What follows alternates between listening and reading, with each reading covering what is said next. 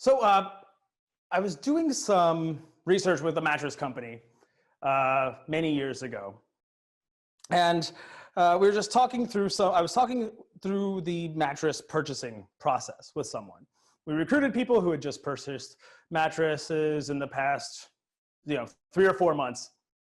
And we're just kind of talking to them about why they made certain purchases and kind of how they came to these conclusions, like pretty standard research stuff if you're working with a mattress company. So in one of the interviews, we kind of get to the point where we're talking about, how did you know you needed a new mattress? And he was like, oh, well, my back started hurting. The mattress was getting old, my back was hurting, my wife's back was hurting. Okay, that makes sense. Then we got to kind of the reasoning behind like what he was thinking about. And he was talking about different features and, that kind of stuff and kind of weighing pros and cons of different things. And then we got to like, okay, so how long was it until you actually bought the mattress? And he said 4 years. So this is the point in the research process where I kind of take everything that I was planning on talking about from that point forward, kind of pushing it aside and kind of really kind of digging into this insane thing of, 4 years of pain because you didn't buy a mattress. And it wasn't about money. It wasn't about anything like that. He had plenty of money. It wouldn't have been a big deal. So there was something else going on that we hadn't talked about. And we really needed to dig in because that's obviously very important. So I'm going to kind of explain what's happened here with a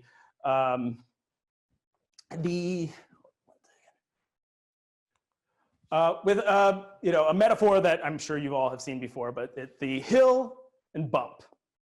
So in this metaphor, the hill represents your motivation for wanting to do anything, right? So, purchases, whatever.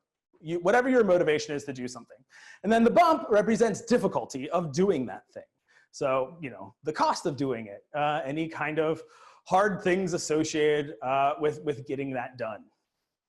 So in this metaphor, in theory, right, if the hill is big enough, it gives you momentum and motivation to get over that bump. So in our case, in the mattress purchase process, the bump is pretty big, right? Mattresses aren't cheap. This is considered like a high consideration purchase, right? You're not just kind of going to casually just buy a new mattress like on your way home from work. But you would think then that the hill, 1,000 days of pain, would be more than enough motivation to get over that bump. So he ended up going like, 1,400 days of pain, and still and it took him that long to get to buying the mattress. So there's something else going on here, right? We kind of talk about this idea of like, nobody knows what's going on. And we're all kind of dumb humans and we make illogical decisions, but I don't think it's actually that illogical. So when we dug in, we found out that there's a lot of other things going on. The biggest one is incomplete information. So he had bought a mattress before, this guy's in his 40s, and he knows that you don't really understand that the mattress is going to be good for you or it's going to work for you unless you've slept on it for like, at least a week, but maybe a month or something like that. And he couldn't really get an idea of how a mattress would actually work with his wife and him by any means that was available to him. Specifically, the retail experience. So basically what happens, or what's supposed to happen, what they tell you is, is how you buy a mattress, is that you go into a retail store and you bounce on it, you kind of sit on it, and then you lay down on it for like 2 seconds, and then that's supposed to be enough information to make this decision where you're dropping all this money. And that's just not the case, right? That's just not, like you don't have enough information, but they tell you that's enough information to make that decision, so you feel dumb. And then on top of that, you've got these pushy salespeople coming in, being like, oh yeah, definitely buy this mattress because they get a commission, and there's all this other weird things going on. And it sucks. It's a terrible retail experience where you're kind of leaving feeling like you're wrong for some reason for not being able to kind of be confident in making this big purchase. And the other big thing is my favorite, right? So this last one is that it's just a big object. And this was probably my favorite part of kind of what netted out of this research. Just the general idea of this being a big object was a big barrier to people. For a lot of different reasons, right? So when you're dealing with a big object, such as a mattress, there's a lot of other considerations. Essentially, you're not able to be independent in this purchase. So you can't just like go out on your own and lug a big mattress back to your apartment. On top of that, you need to arrange somehow to get it there, right? Most people don't have cars, and if they do, they can't fit a mattress inside of it. And then you have to find a way to get it up the stairs into your apartment. And you're gonna have to actually go and coordinate other people to help you out with this. So it kind of adds to this kind of difficulty of buying a mattress. So basically, when we look at it like this, it kind of makes sense, right?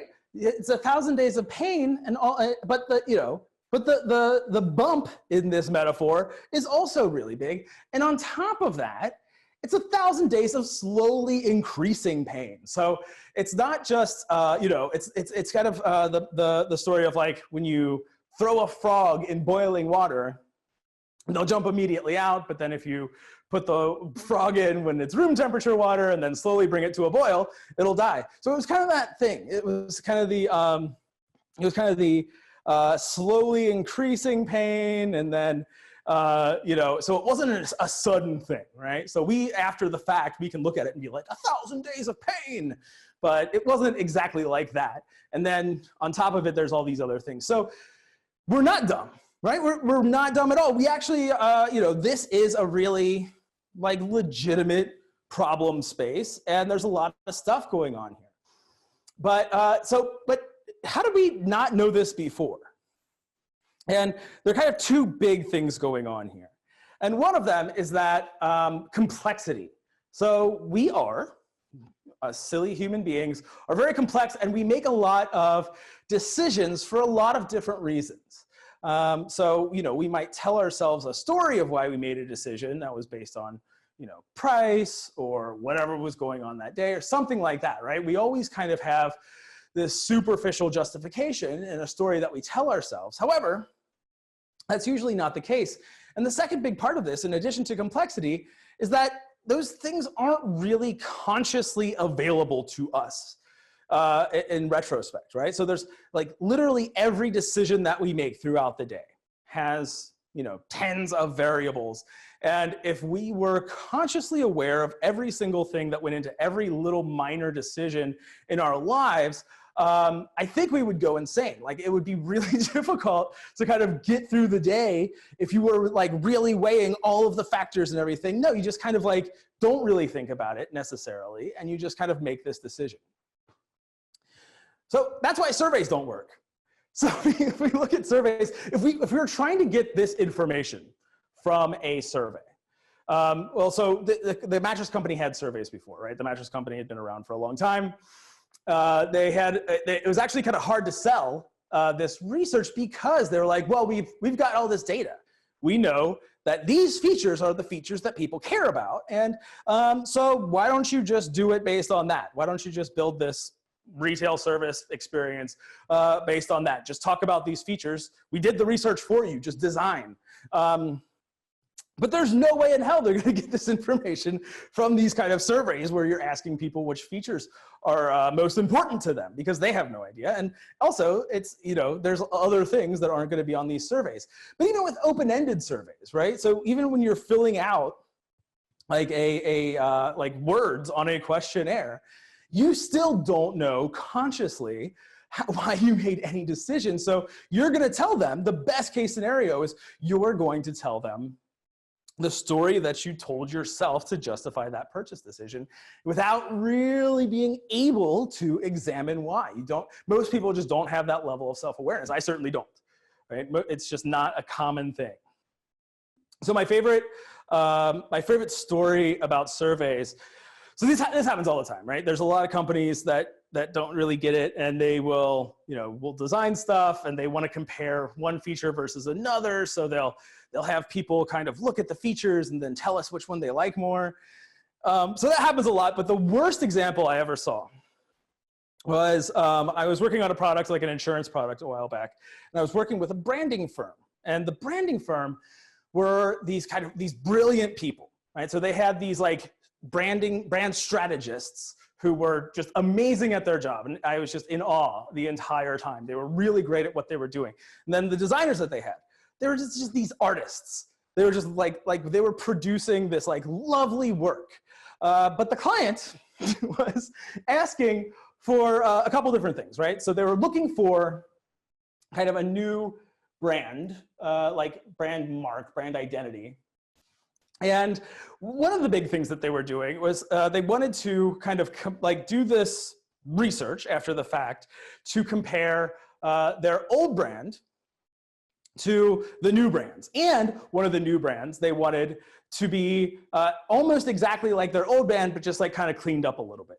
So their first logo that they had, their existing logo, kind of looked like it was done in Microsoft Word. So then the cleaned up version of that was basically that same logo, but maybe done in PowerPoint. And then the other two were just these like brilliant, gorgeous logos, just almost objectively better than the other ones. And kind of what happened is that they put all 4 of these things in front of people on these online surveys and asked them all these questions about it, like which one is more trustworthy, which one is more contemporary, all this stuff, and which one do you like more, that kind of stuff. And the thing is, most people don't actually have opinions about things, right? So we ask them questions and we tell them that their opinion is valuable, so they think that they must have an opinion about it, or they think they should have an opinion about it, and they're going to give us some answer. However, they actually don't. They have no idea. And what happened in this research is exactly that. So, and it's this old thing that's kind of been able to, this seen over and over again called asymmetric dominance. And asymmetric dominance is when you have different things that you're kind of comparing to one another. And if 2 of them are kind of similar, like this guy is the same as this guy, except he's like a little more messed up. And then this guy is just normal, right? So really, you know, when you're asked about this stuff, how your brain is processing it when you actually don't have an opinion is that you have no idea really which is the better one. But what you can be confident in is that this guy looks better than this guy because they're similar enough that you can kind of compare them and then make that decision. So it's the same thing happens the other way around. So when we have this next guy in the middle, so when we have this guy in the middle and his face is all messed up, then then they start picking that guy. And it's like a lot. There's a wide margin on these things. And the exact same thing happened in this branding project with these poor designers who put all this really amazing work into this thing. And it got trashed. And they went with the PowerPoint version because they didn't really know what they were doing to begin with. And they needed this kind of quantitative data to help them make this decision. And then that failed miserably. So the other big kind of crutch that we as business leaders kind of rely on is this weird kind of innovation pipeline thing that I see a lot, right? It's very common. We see this like lean whatever, and it's kind of all over the place now. And it's really based on brainstorming. So a bunch of people sitting in a room and you know, we taught them this design thinking thing. So they're like, okay, so if we have Post-it notes and we're all in a room talking together, then you know we can come up with these brilliant human-centered design ideas without talking to anyone because we know what's going on. And if we just pretend like we're the user, then we can produce these things. And then what we're going to do to know that they're the right thing is we're going to validate them. We're just going to, you know, we're going to test them out. We're going to show people them in surveys.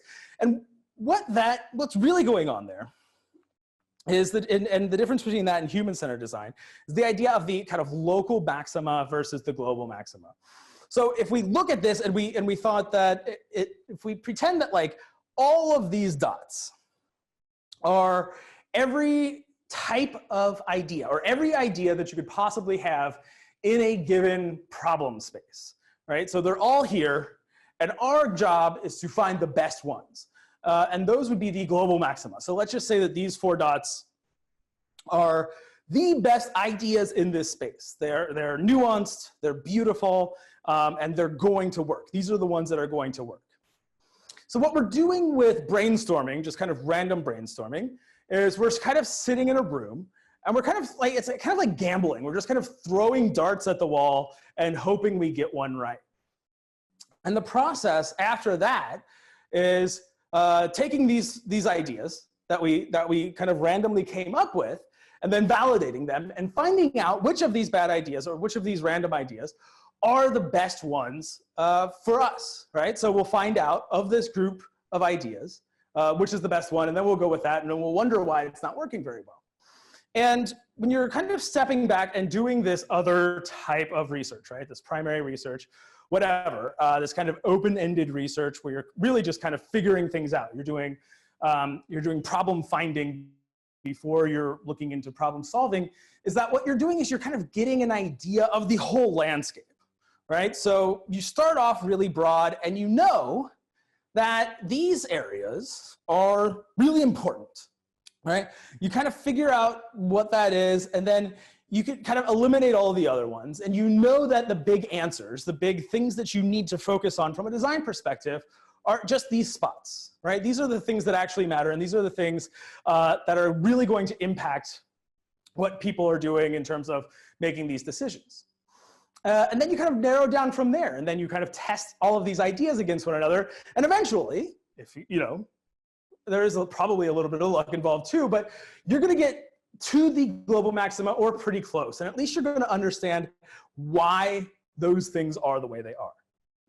And so that's another kind of big advantage to this thing, is that you're going to know not only what the right answers are, what right answers probably are, but you're also going to understand like why. You're going to understand like the reasons exactly why they are, and you're not just going to be guessing and trying to figure it out. So now I want to kind of talk about exactly how to do that. How do you kind of craft these conversations with people that are going to get you these answers? So I'm going to go pretty explicitly over them right now. So at first, so the first part, so I generally, right, break them down into these 3 parts, but it's not always that, right? So they're never always exactly this or exactly that. They're very much kind of specific to the problem space, and the structure is going to change with everyone, but generally, right? Like if I started off with a template, this would be that template. So the first thing is unstructured discussion. Right, so we're kind of going to start with a vague prompt about the subject. We're going to let them talk about it as with as little interference as possible. Then we get into a kind of a chronologically based thing, where what we're going to do is we're going to have a timeline-like discussion. We're going to talk through different predefined steps of a process, and then we're going to have an explicit discussion.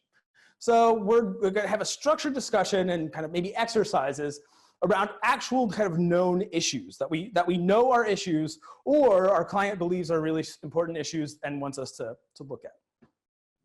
So to break this down even further, so how we do this unstructured conversation. So we kind of start out with a prompt. And our prompt is going to be, tell me about general subject. Okay, and basically for the next 20 minutes, your job is to not say anything at all and just let them go. However, I always kind of have these backup things, right? They're eventually going to stop talking, and you're going to want them to keep talking. So here are the things that I'm kind of looking for to probe on. So basically, any process that involves decision making, obviously, right? If they need to make a decision, that's definitely something you should ask about. Ask them to elaborate on. Tell me a little bit more about that. Is generally how that sounds.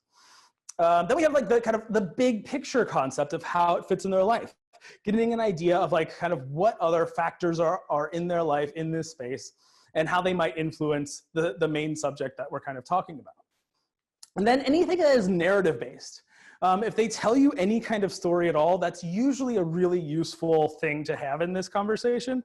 And you can kind of dig into that because there's going to be something going on there that when they tell you that story might not really kind of quite make 100% logical sense. And then kind of any guiding principles or rules of thumb that they might mention. If they're like, oh, well, I'm always looking for this. Those are also really useful. So then I have instructions to the person who's my note taker when I'm moderating. And what we're really looking for is the first direction of where they go, right? So this is like the first break. So when they're, when we kind of bring up this subject in general, right? The first thing that comes to mind to them is going to be kind of a reactionary thing. And that's really interesting. That's really useful when we're kind of designing like, you know, complex products. So then we have concept language. So any language that specifically relates to this concept. And this is going to really be useful later on in the process when we're actually building it. And how that shows up is, you know, with basically content strategy. And, you know, what is it? Like, I think 80% of everything that people interact with digitally is like kind of word-based. So the actual language that they use to describe these concepts is really important, because most of the time we'll kind of externalize internal language, and having any kind of awareness of how people actually talk about things and reflecting that in our product is going to be extremely useful. And then any kind of self-identification in relation to the subject. So if they kind of like, there's usually like, you know, people like to think of themselves in a certain way, in a specific way, especially like if they're buying cars, like, you know, oh, I'm more of a sports car guy, or something like that. Anything, like you're going to hear this in a lot of interviews where they'll kind of self-identify. And that is really, really, really useful information when you're building out a product. The next part, chronological. So what we have here is like, you know, there's usually a general structure on how things happen. And I'm not being too prescriptive here in terms of what exactly the kind of the details of any chronological thing is. And I'm keeping it flexible, right? Like there's basically, it could be anything. And I don't necessarily know all the things in the beginning. So this part might really change a lot as I'm kind of going through the different interviews and finding out that what I thought was the structure isn't really the structure, and I'm noticing other patterns. But in general, there's going to be some kind of inciting incident where people have become aware of a need that we are going to be solving or trying to solve, provide for.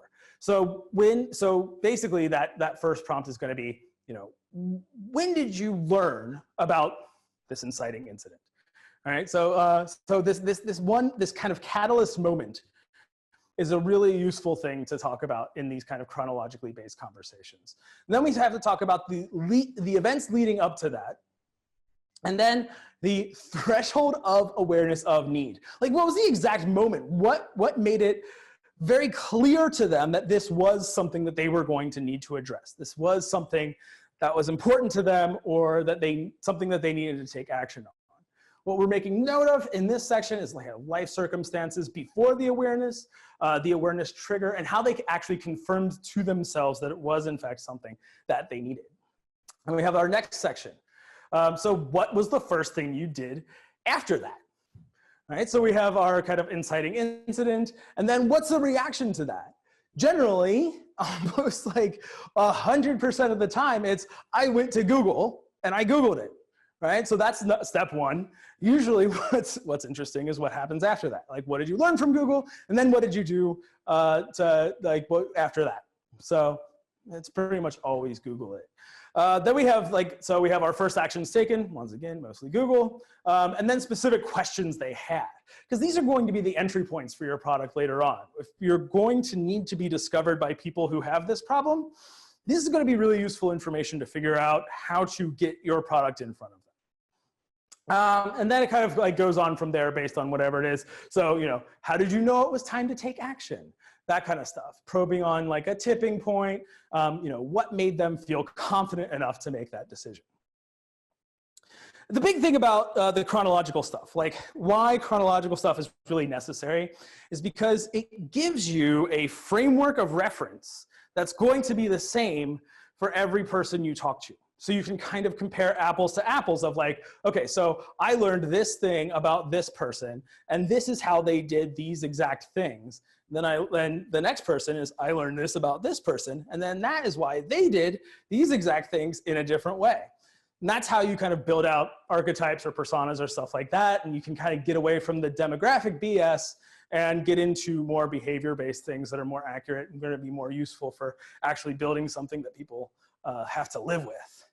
So then we have the more explicit stuff. So this is when it's a really good idea to kind of introduce props or exercises or something like that. So, I'll say, now we're going to switch gears and we're going to look at these cards or something like that. And essentially what it really looks like and how we're kind of getting value out of this section is not like, so if we're doing like some kind of card sorting here, we're not necessarily looking for the kind of final placement of the cards and kind of recording which one was which, right? The value of these exercises actually come from the discussions around the cards. Honestly, the exercise themselves of like kind of arranging the cards and things like that is almost a distraction in order to kind of anchor a conversation. Like I'm really just kind of talking about the idea of supernatural governance with someone. And in order to aid that conversation, I have this kind of physical stimulus, right? That kind of focuses the conversations. It's more or less a totem that we can both kind of look at and talk about at the same time. And it kind of focuses that conversation and keeps us on track. So yeah, the actual kind of placement of the cards at the end, if we're doing card sorting, might be interesting, right? Like, and you want to throw it in the client deck because they like to see that kind of stuff. However, the actual valuable information is going to be in the discussion, right? It's going to be how they talk about that thing when you kind of ask them like, why, what's going on. It's similar with validation research, right? So these are these things called like these concept cards, where if we're trying to validate ideas, prototyping is one thing. Prototyping is very expensive, and essentially what you're doing is having the same kind of discussion with the prototype versus these concept cards. So essentially what we're doing is kind of making a minimal representation of these kind of abstract concepts. And especially with like kind of service design and things like that, it's really hard to prototype those things. So it's really useful to kind of have maybe, a very minimal kind of visual representation, maybe to anchor these things, a name and like a short description, kind of describing what it is. And once again, it's the same thing as with the card sorting, right? You're basically just putting these in front of people, and these are a totem for them to have a more structured discussion around why they might feel a certain way about any of these things and how these things might fit in their lives. So that's a big thing. And the big takeaway here is that there's very specific information that is necessary to build products and services that are going to be useful to people. And very little of that information is available to us via a quantitative means.